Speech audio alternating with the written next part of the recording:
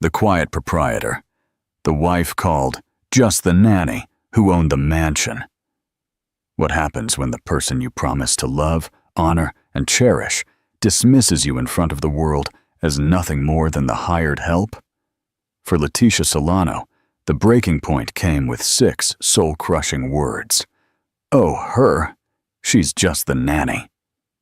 In the opulent ballroom of a mansion she called home, her husband, Richard, swept her aside with a laugh. But what he didn't know, and what his glittering guests could never imagine, was that the real power was not in his bank account or his booming voice. It was hidden in a secret folder, on a name signed on a piece of paper that was about to make his entire world collapse. This is not just a story of revenge. It is a story of reclamation. Part 1. The tenant and the secret annex. The air at the Hawthorne estate always felt borrowed. It was a magnificent mansion, a sprawling neo-colonial pile nestled in the green hills of upstate New York, with stone walls that held the chill of a century and windows that stared outward like the eyes of a sleeping beast.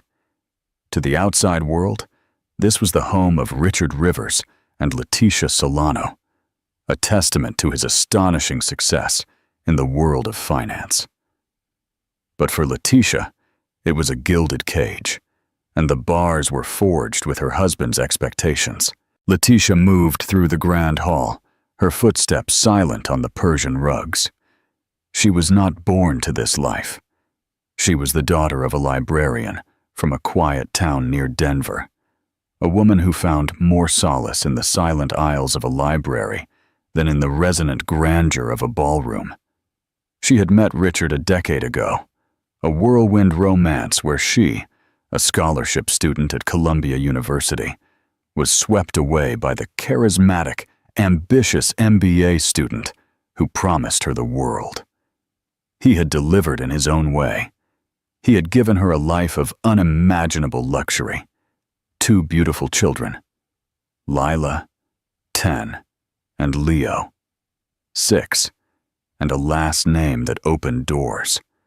But in the process, he had worn down the woman she used to be, replacing her with a polished, quiet accessory. Tonight was the annual Rivers Foundation Gala, Richard's social pinnacle. It was not in reality a charity event.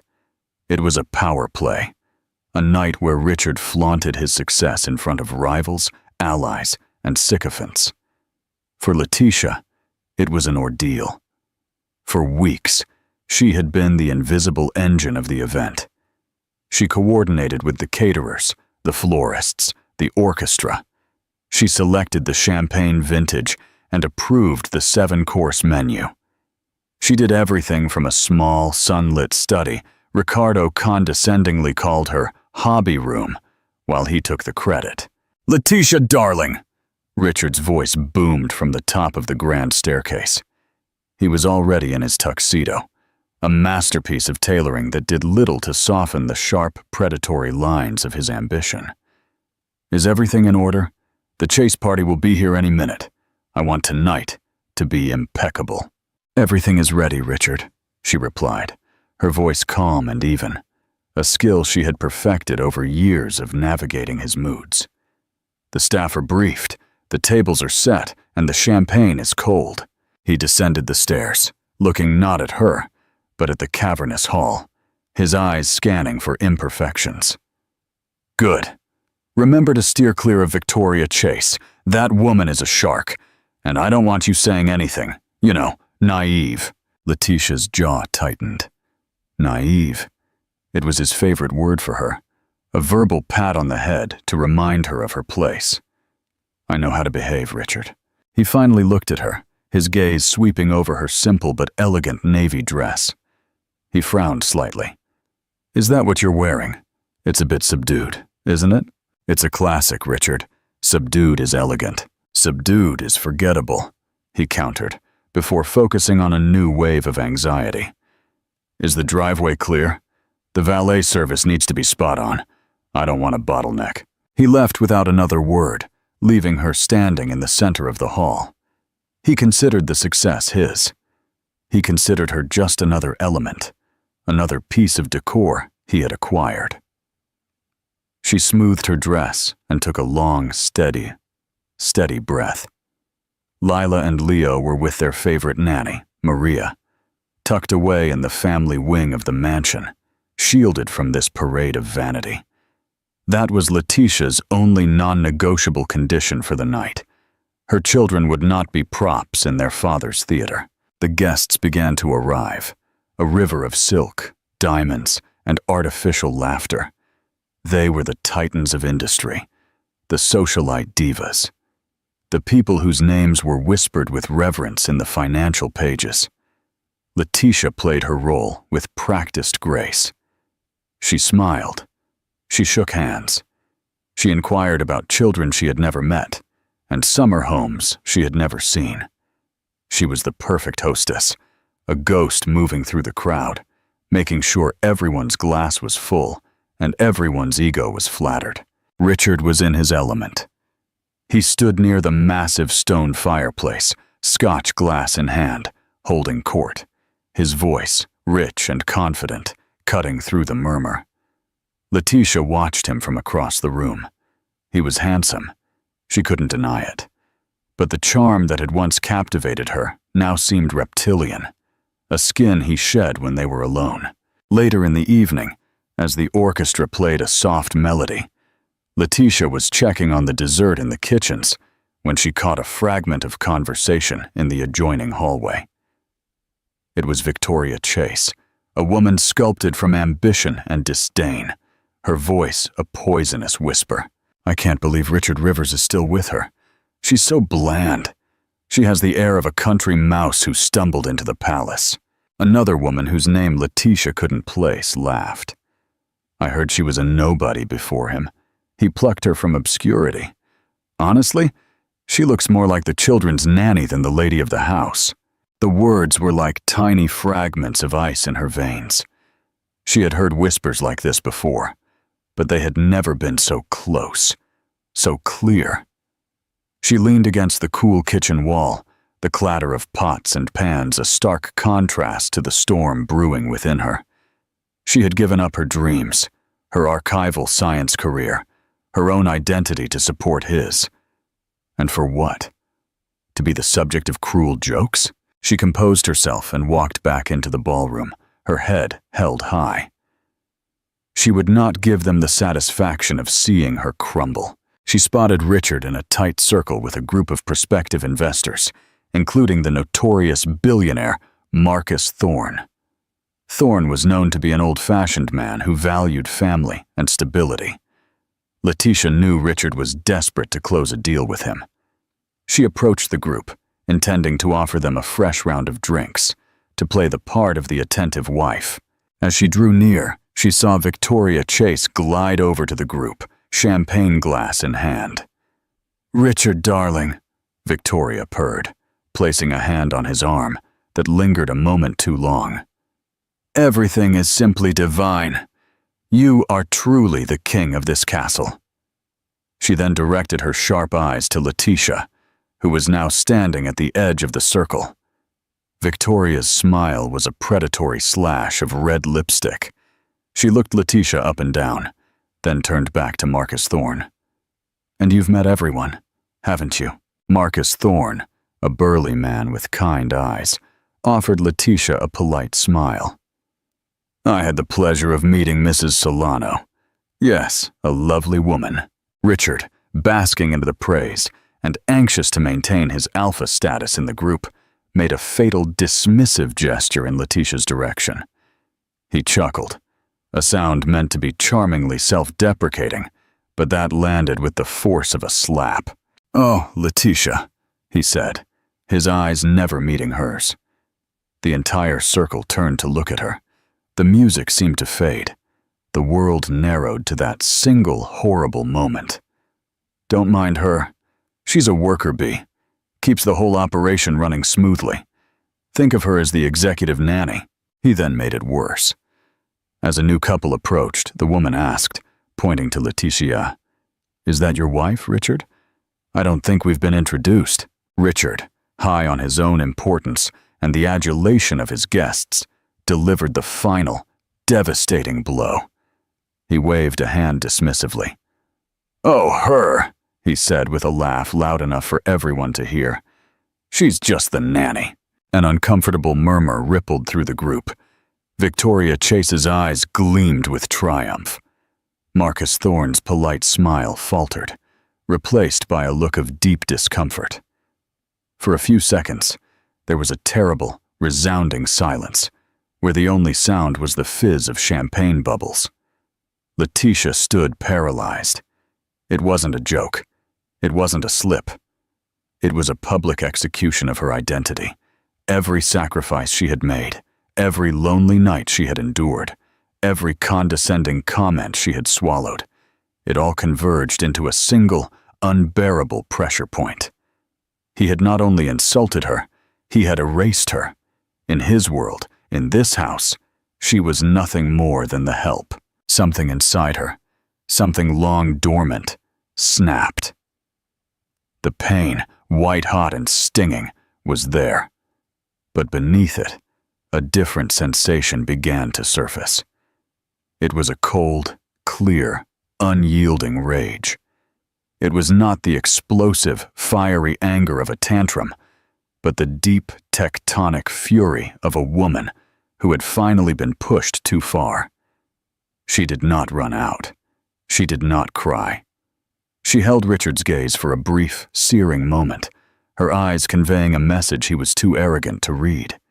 Then she gave the group a smile so serene, so utterly detached, it was more chilling than any scream. "If you'll excuse me," she said, her voice incredibly steady. "I must go check on the children." She turned and walked away, her back straight, her steps measured. She wasn't just leaving the room. She was leaving the life Richard had built for her. As she ascended the grand staircase, leaving the party and her husband behind, she wasn't thinking about the catering, or the guests, or the whispers. She was thinking of a locked drawer in her hobby room. She was thinking of a thick manila folder, and she was thinking of the name of the man who had truly seen her worth.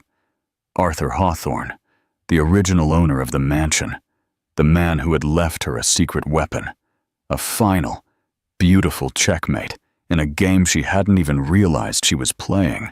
The deed to the Hawthorne estate was in her name, and Richard was about to discover what it truly meant to be a guest in her home. Part 2. The codicil of Arthur Hawthorne. Letitia did not go to the children's wing. Lila and Leo were safe, with Maria, lost in the world of bedtime stories and dreams. Instead, she went to her small office, the room Richard had so graciously allowed her to have. She closed the heavy oak door, the click of the lock sounding like the first turn of a key in the ignition of her new life. The faint sounds of the orchestra below were a world away. Her hands trembled, not with fear, but with adrenaline. Just the nanny. The words echoed in the sudden, profound silence of the room. For years, she had accepted his narrative, that he had saved her, that her life was a gift from him. She had believed the price of this gilded cage was her voice. Tonight, she realized the price was her soul, and she was no longer willing to pay it.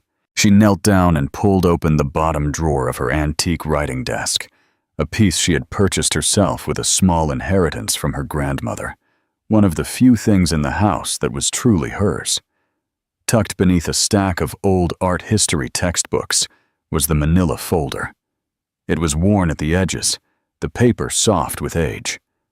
Her name, Letitia Vance, her maiden name, was written on the tab in faint, trembling script. Not her own. Inside was a collection of documents, but she bypassed all of them. Her fingers sought the primary one. It was a thick, stiff, important-looking parchment, the official deed to the property known as the Hawthorne Estate, including the main house and the surrounding 250 acres. And there, under the section marked Owner, was her name printed in black ink, undeniable, Letitia Maria Vance. Beneath the deed was a sealed envelope, addressed to her in the same elegant, trembling handwriting. She had read it only once the day it was delivered, and had found the contents so overwhelming, so bittersweet, that she had sealed it away, almost afraid of its implications. Tonight, she needed to read it again. She needed to remember. Her mind flashed back 12 years to a time before Richard, a time when she was just Letitia Vance, a brilliant but struggling graduate student. To pay for her studies at Columbia, she had taken a job as a companion and archivist for a reclusive, fabulously wealthy elderly man, Arthur Hawthorne. Arthur was the last of his lineage, a childless widower, living out his final years in the very mansion she now called home. He was grumpy, brilliant, and profoundly lonely. The world saw him as an eccentric hermit, but Letitia saw a man with a deep love for history, art, and quiet integrity. He hired her to organize his massive personal library, a task that was more a ploy for company than a genuine need for an archivist. They spent hundreds of hours together in the dusty, sun-drenched library of the Hawthorne estate. He told her stories of his life, of the changing world, of the paintings that adorned his walls. He taught her about finance, not the predatory kind Richard practiced, but the patient, value-based investing of a bygone era. He, more than anyone, saw the sharp, inquiring mind beneath her quiet exterior. "The world is full of noisy men, Letitia," he had told her one day, his voice a hoarse whisper, looking out over his estate. "Men who mistake volume for value. They build empires on sand and call them fortresses. The trick is to have your foundation on solid rock and build it so quietly they don't even know it's there until the storm hits." When Arthur's health began to fail, Letitia became his primary caregiver, a role she took on with genuine affection. It was during this time that she met Richard, who was a junior associate at the firm, managing a small part of Arthur's vast estate. Richard was charming, attentive, and deeply impressed by her proximity to such wealth. Looking back, Letitia could see the early red flags. His questions were always about Arthur's net worth, about the value of the art, about the estate. At the time, blinded by what she thought was love, she saw it as ambition. Arthur saw it for what it was. "He looks at this house the way a wolf looks at a sheep," Arthur had warned her, his frail hand covering hers. "Be careful, dear. Men like that don't acquire things. They consume them, and they consume people, too." She had defended Richard, assuring Arthur he was different. Arthur had simply patted her hand and said, "I hope you're right. But hope is not a strategy. One must always have a fortress." Arthur Hawthorne passed away peacefully a few months later. In his will, he left a generous but not extravagant sum to Letitia, enough to finish her studies and live comfortably.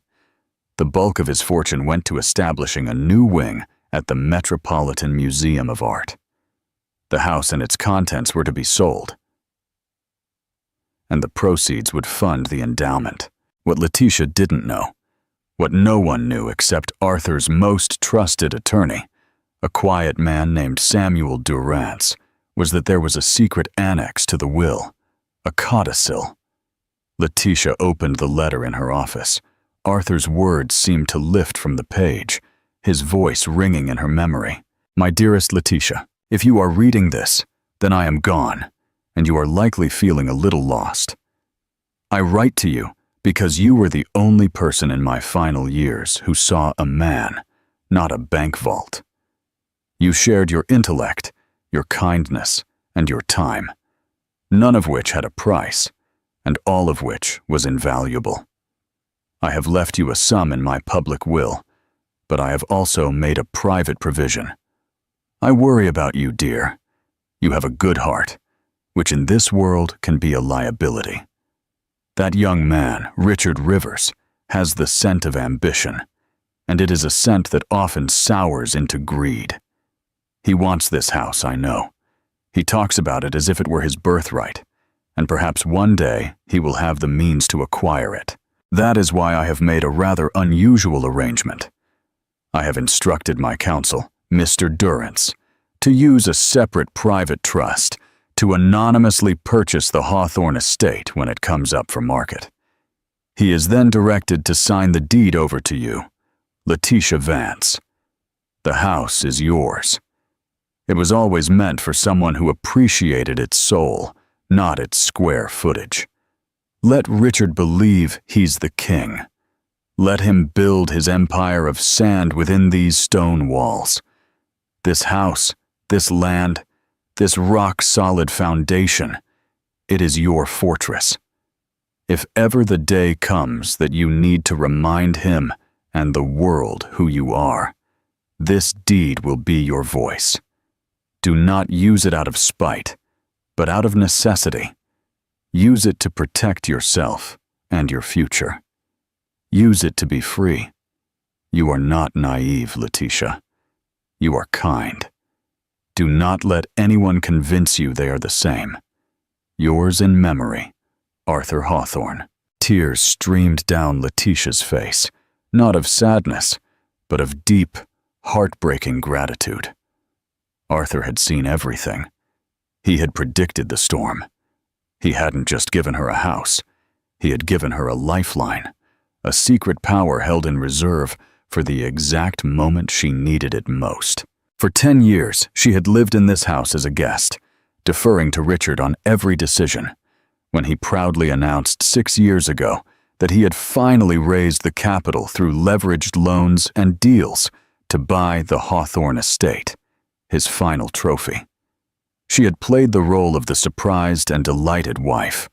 She had watched him sign what he believed were mortgage documents and purchase agreements, all expertly orchestrated by the discreet Mr. Durrance, who had ensured Richard's funds were channeled to a holding company that then sold the house to her. In reality, Richard had been paying a private loan to a trust Arthur had established, a trust Letitia now controlled.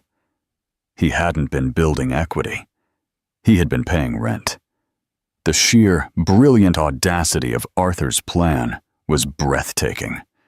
He had given Richard the illusion of ownership, knowing his ego would never allow him to examine the details too closely. Letitia wiped her tears, and a new resolve hardened her features. The time for quiet acceptance was over. Arthur had given her a fortress, and tonight, Richard had laid siege to it. She picked up her phone and found the number for Samuel Durrance, the lawyer she had held on to all those years. It was past midnight, but the card he had given her read, "Call any time, day or night." The phone rang twice before a calm, elderly voice answered. "Durrance, Mr. Durrance," Letitia said, her voice slightly shaky but clear. "It's Letitia Solano, Letitia Vance." There was a pause on the other end, and then a gentle understanding. "Mrs. Solano, I must confess, I wondered if I would ever receive this call. Is everything all right?" "No," Letitia said, looking at the deed on her desk. "No, it is not, but it is about to be." She took a deep breath. "Mr. Hawthorne mentioned a storm. I believe the first rains have begun." "I see," Durrance replied, his voice calm and reassuring. "Your instructions in that event were very clear. The first step is to secure you independent counsel, someone of our choosing, not your husband's. She is the best. Her name is Evelyn Durrance. I will have her contact you first thing in the morning. Do nothing until you speak with her." "And the second step?" Letitia asked. "The second step," Durrance said, with a hint of satisfaction in his voice, "is to let the storm break." When Letitia finally went to bed, Richard was passed out, smelling of expensive scotch and self-satisfaction. He hadn't even noticed her absence. She lay beside him in the darkness, staring at the ceiling, the legal document a ghost brand in her mind. She was no longer Letitia Solano, the timid wife. She was Letitia Vance, the rightful owner of the Hawthorne estate, and the man sleeping next to her was nothing more than a tenant. An eviction notice was long overdue. Part 3. The eviction and the final revelation. The morning after the gala, the atmosphere at the Hawthorne estate was thick with unspoken tension. Richard nursed a hangover with black coffee and a terrible temper, grumbling about the valet service's poor performance and the lukewarm applause for his speech.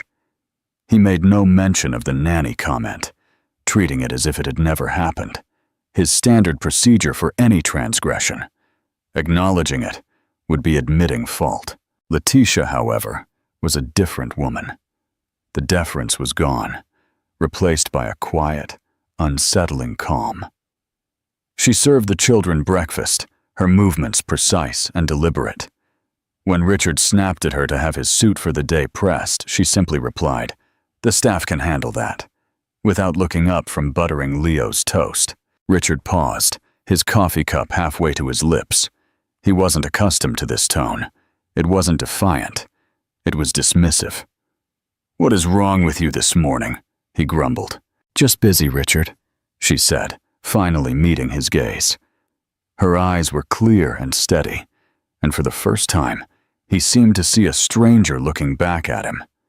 He felt momentarily unnerved, but quickly attributed it to post-party fatigue. At precisely 9:00 a.m., Letitia's phone buzzed. A blocked number. She excused herself and took the call in her office, locking the door behind her. "Is this Letitia Solano?" The voice was female, crisp, and professional. "Yes, it is. My name is Evelyn Durrance. I'm an attorney. Samuel Durrance asked me to reach out. He suggested you might be in need of legal counsel." Letitia felt a wave of relief. "Yes, thank you for calling. Mr. Durrance has already forwarded me the relevant documents regarding the Hawthorne Trust and the deed to your property. I've reviewed them. It is, if I may say so, one of the most brilliantly executed estate plans I've ever seen. You are in an exceptionally strong position, Mrs. Solano. The question is, what do you want to do with it?" Letitia looked out the window at the rolling lawns of the estate. "I want him out," she said, the words tasting like freedom. "I want a divorce. I want to protect my children and secure my future, a future that does not involve him." "Very well," Evelyn replied. "Then we proceed with a leverage strategy. We don't show our cards until the perfect moment. Does your husband have any pressing financial business right now? Any venture that makes him particularly vulnerable?" Letitia's mind immediately went to the Marcus Thorne deal, the billionaire from the party. Richard had been obsessed with it for months.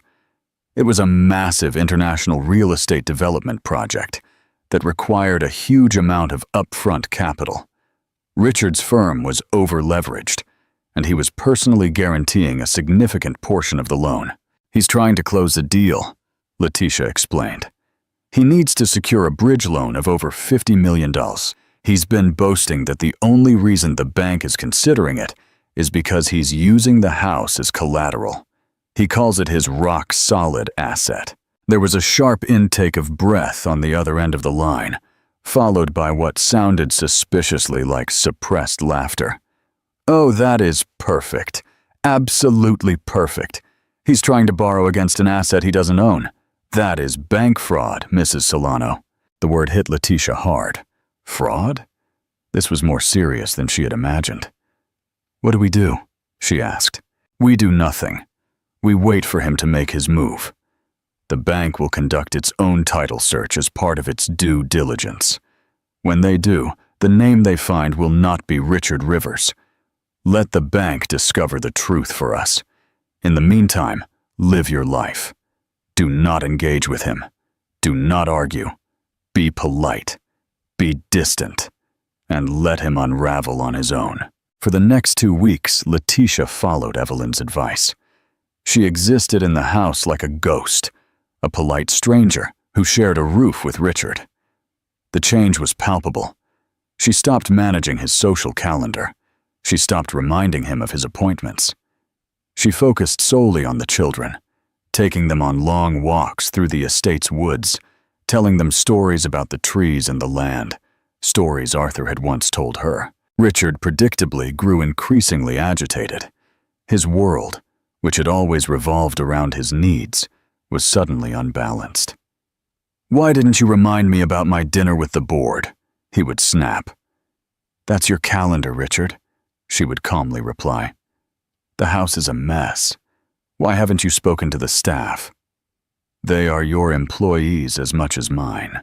His frustration culminated one evening when he came home in a state of high anxiety. "The Marcus Thorne deal is stalling.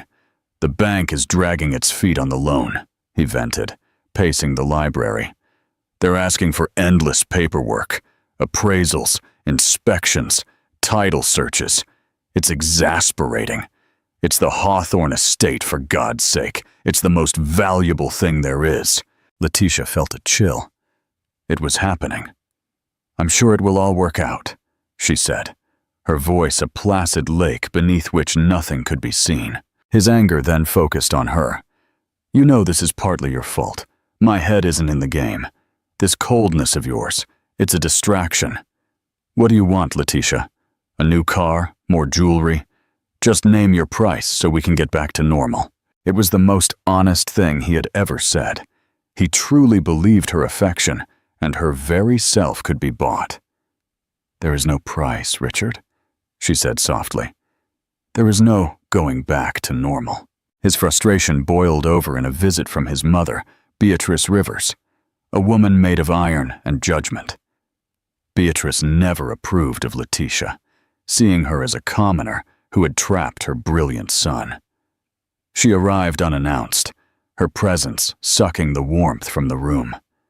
Beatrice cornered Letitia in the morning room, her eyes like granite fragments. "I don't know what games you're playing, young lady," she began, dispensing with pleasantries. "But Richard is under immense pressure.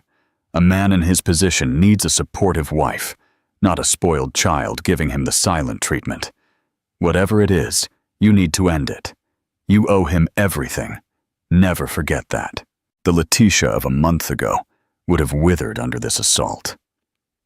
The new Letitia simply sipped her tea.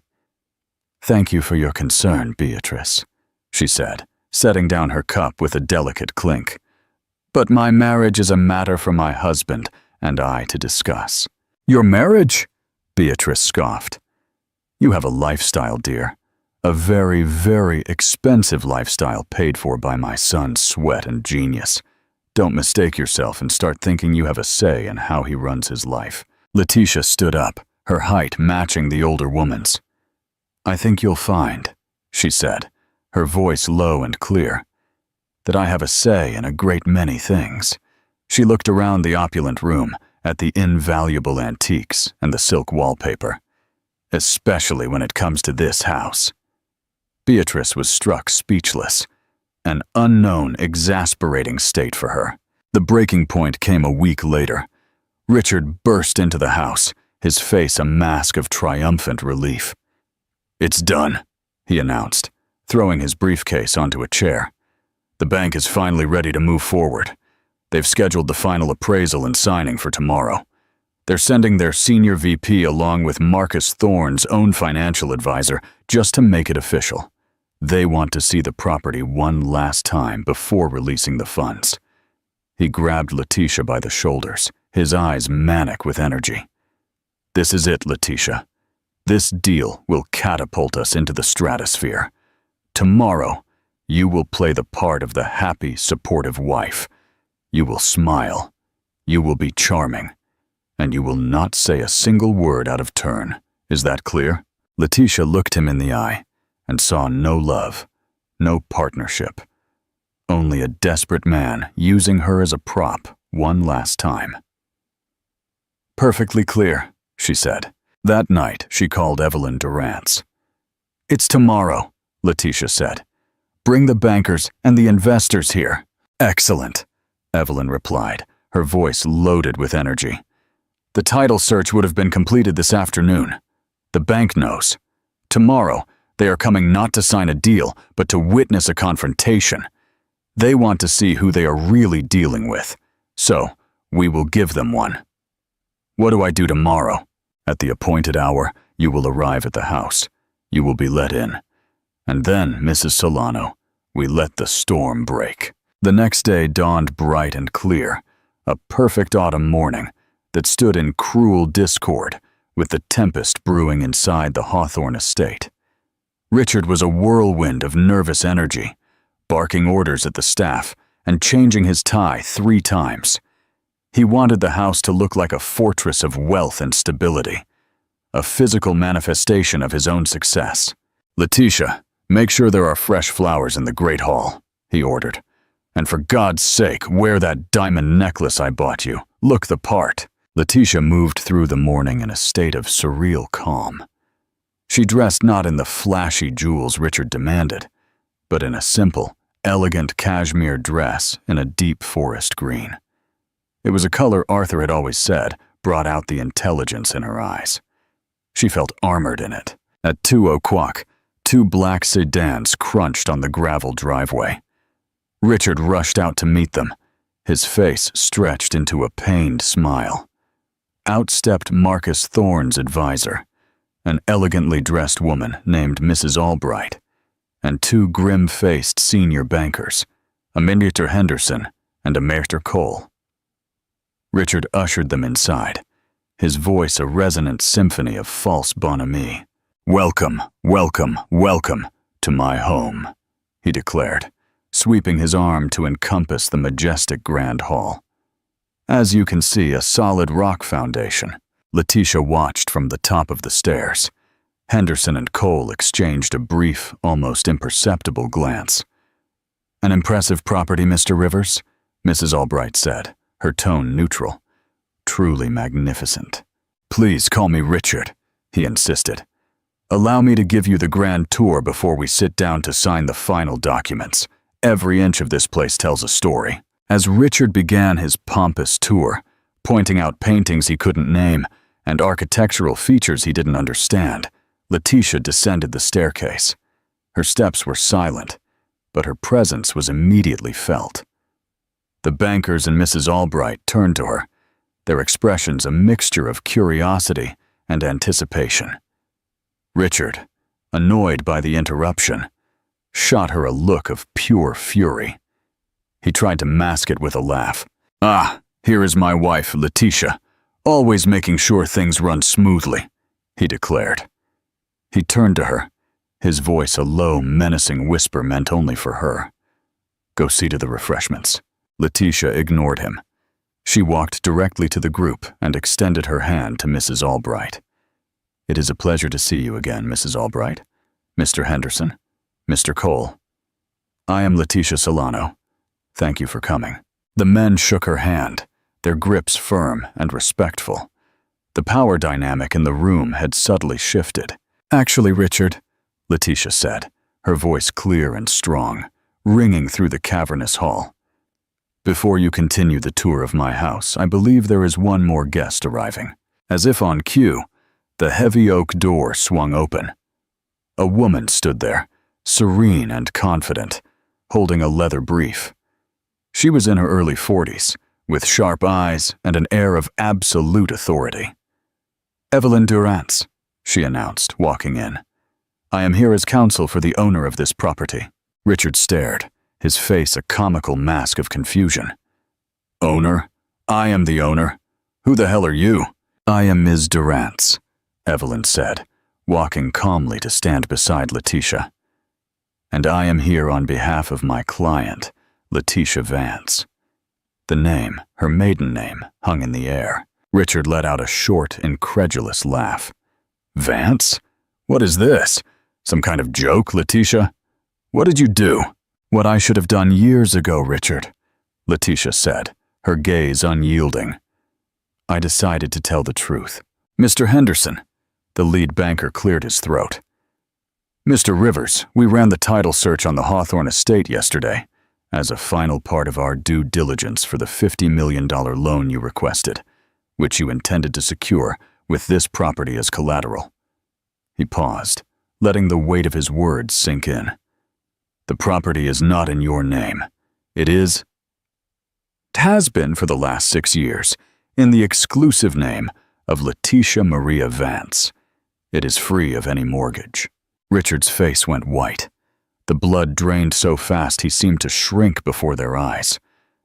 That is impossible. It's an administrative error, a mistake, he stammered, turning to Letitia. What have you done? Did you forge something? This is insane. Evelyn Durrance stepped forward and opened her brief. She pulled out a single parchment document. It was a certified copy of the deed.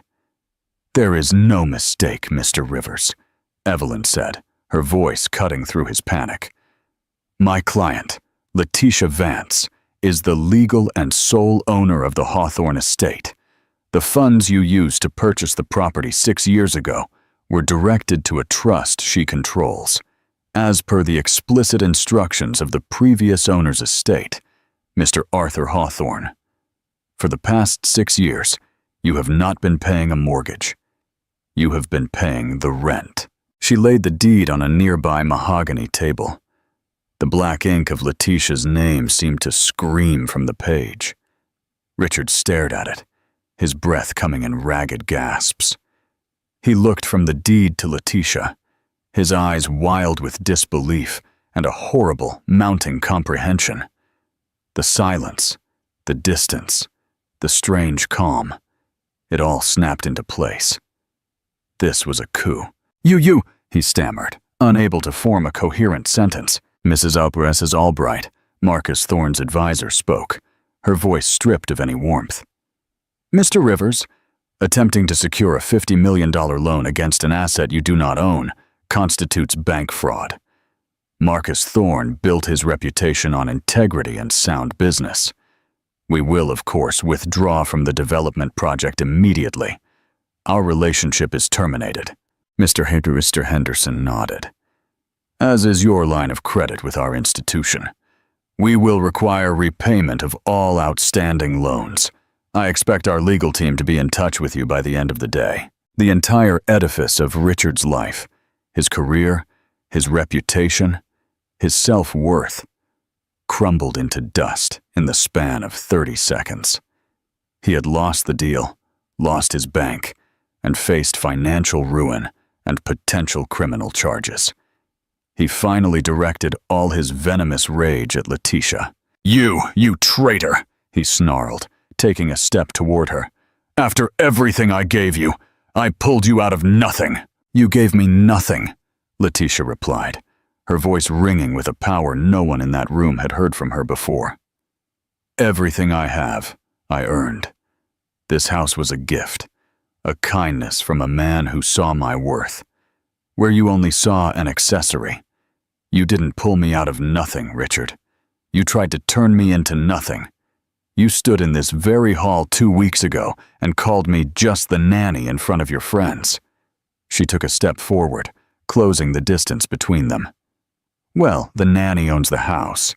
The nanny owns the land your feet are standing on, and the nanny is telling you your tenancy is over. The bankers and Mrs. Albright, having witnessed the full detonation, quietly excused themselves.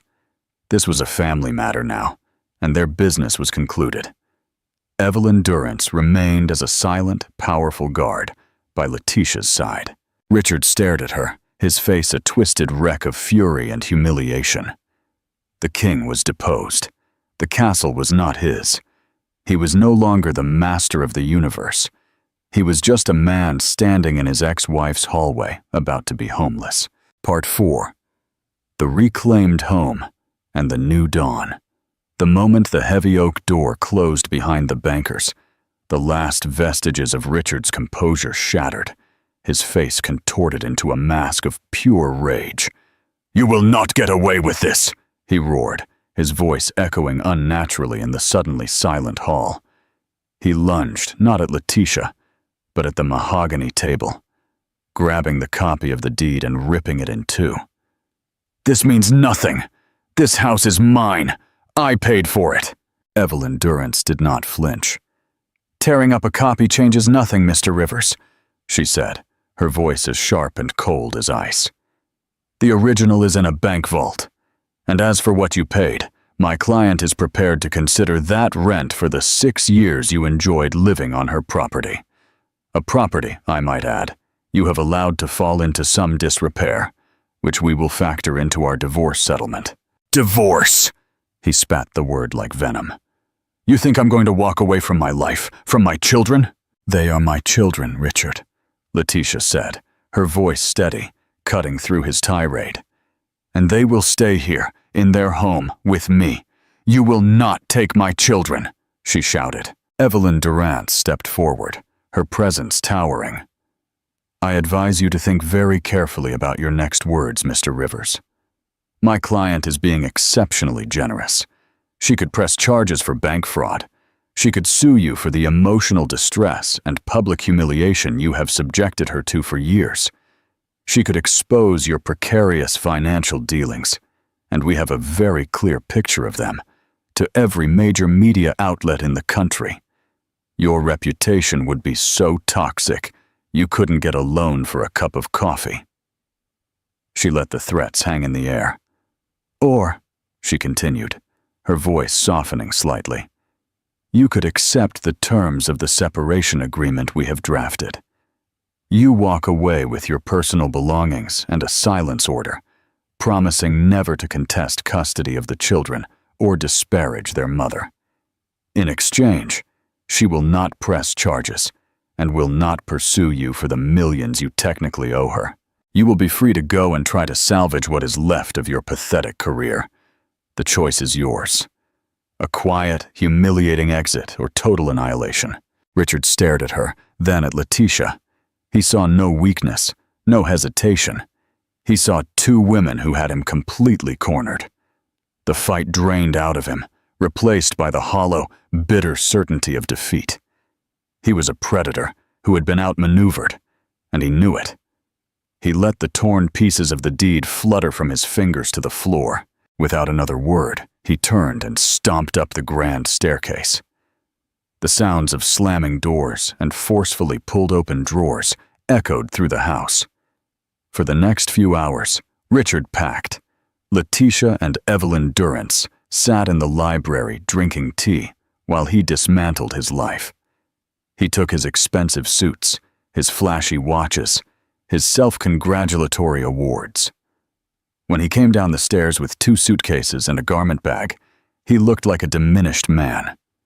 The arrogance was gone, replaced by a sullen, deep-seated resentment. He paused at the door and looked at Letitia one last time. "I hope you'll be happy," he sneered, "alone in this big, empty house." "It's not empty, Richard," Letitia said softly, thinking of Lila and Leo upstairs, safe and oblivious. "It was only empty when you were here."